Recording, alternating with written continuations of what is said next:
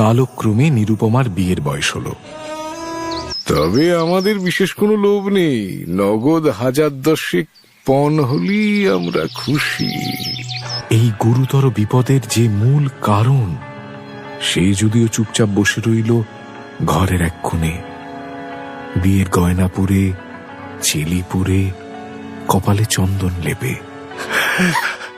তারা কি আর আমাকে আসতে দেবে না বাবা? কেন কেন আসতে দেবে না মা?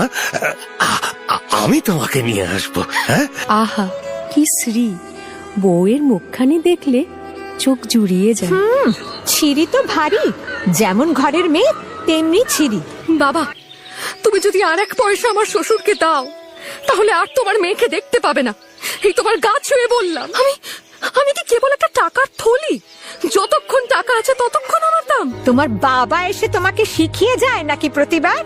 এ আপনি কি বলছেন মা? আমার বাবা এমন নীচ মানুষ নন। মা, আমি একবার বাড়ি যেতে চাই।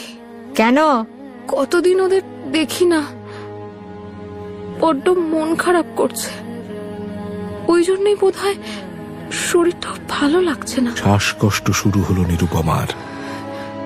বাড়ির বড় বউ মারা গেছে। প্রতিমা বিসর্জনের উৎসবের ব্যাপারে জেলার মধ্যে রায়বাহাদুরদের প্রতিপত্তি ছিল। শাঁখা সিঁদুর নিয়ে মরেছে তোমার মেয়ে, রামসুন্দর সজ্ঞলাভ হবেই।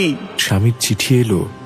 আমি এখানে সমস্ত বন্দোবস্তই করে নিয়েছি, অবিলম্বে আমার স্ত্রীকে এখানে পাঠিয়ে দাও। রায়বাহাদুরের স্ত্রী লিখলেন, এ বউ মরে গেছে, তুমি দুঃখ পেও না, তোমার জন্য আরেকটি মেয়ের খোঁজ পেয়েছি, যত দ্রুত পারো ছুটি নিয়ে চলে এসো।